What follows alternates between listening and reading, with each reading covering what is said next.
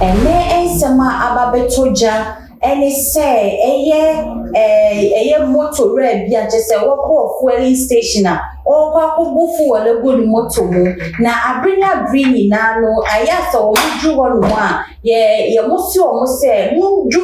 mu engine ansa na even cars kra no so mukoso mukwa kobu fuel a ye kacho muso mudru omuja ansa na wetin eden ebu fuel na eden egum say for safety reasons intino na ekamya ye say motor we die wa ya asubrachi ye say obubu nu egu na so wanfa embra anya adwuma intino ono die say nipa no ebufu onugu mu nyina no e no so de yidi ye de ni motor no esi so na eja ye de eja to mu adofo mu me ko video na ye ba madomu suko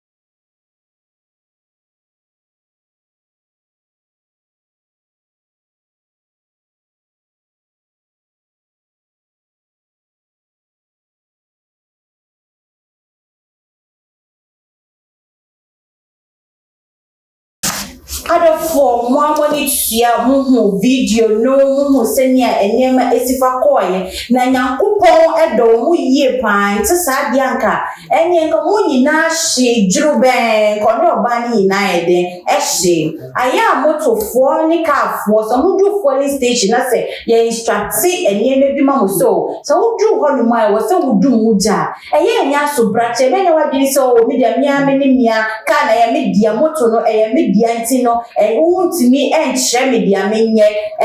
no da say ebisi sa aye driver bi a chese okọ fueling station okwa kubu petrol gu ni car mo na guy ogina we server no eka che ni so ebe yanka dumu engine na mitimi ede mitimi mbu petrol gu ma oni ni pe yi ya no ake ya da ni toka na te so be so chese ka na ya ni dia bi ono no peno no be den obeye enti no wu na ogina wona wo gufu no egu mama no you don't have the say wouldn't right to be I want to so be catch any say on the engine no but for wow safety reasons for all good say the be ya atorenchim say be the BM to entina ya catch am say so mudu fueling station ya mundu muja na enya so di enka say oh I need the me adi dientia say won say ne eja esifa to moto ni fueling station me say ne esi shifa ye first one body pa konika say nipa ba ko ana building sa idea ya mama nipa na ede aboka say company na ede aboka ene say ke nipa don anasa bra de sie na kaka bia na moto bi so ba bechema enka mo so bi be de ebe kanu ama mo nyina ahyejuru be me sure say na say ya so asodin a ye nyimra so nti na ama eja hyehye wo fueling station no adoso a ekoso no mesre ye nua no moto fo ene driver fo say ye de bibi enhyehye ye bi etutu kwemu emamo ya mo ni so ama mo simu bosku se moto ni ya modia senga mo hye ya enka mo anga se mo besa kasan ena we de ya abansem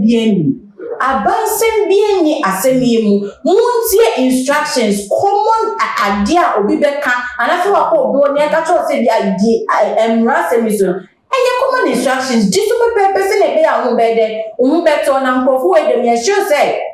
asemi ato mo so mu fia omo enye de enye sa biom enye adepa kra se wo be ko fueling station na wo so wo je so wo so ja na esisu sa how many minutes wo enye be teki be ma wo be dum ja no wo dum na for own good so wo dum na ebe boa aboa wo mo ye de omo tika nim no me nko ye tu no enko ye ne be bi ma enko twitwi ntokwa ye de emma senka video ya ye shey senka sister any papa eshi mi sense su bio senko mo shi ya kam ye she so mo bo enko futiri su ye bare se krapo no ni papa na ho oni fueling station kran ona ba ko schedule ye man Ghana dis ya asem ba ni e dey ka gi for ye spiritual Espirito ɛhɔ yɛ de wura honhom fam ɛna nipa korɔ de na akɔ skedro ɛna nipa korɔ no mmra so sɛ wɔ sɛ kɔhyia mogya aguo enti ɛnyɛ papa no ɛne ɔbaa no wɔn tiri anyɛ yɛ enti na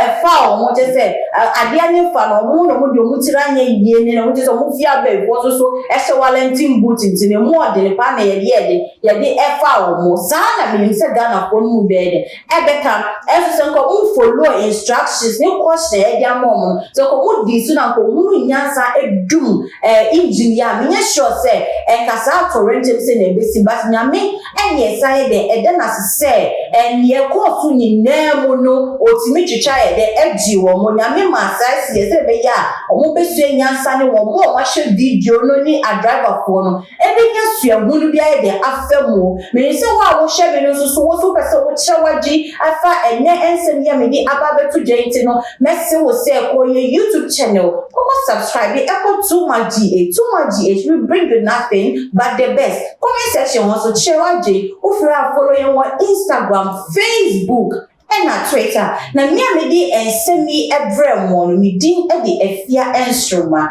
ɛda sɛ na yɛbɛsɛ ahyia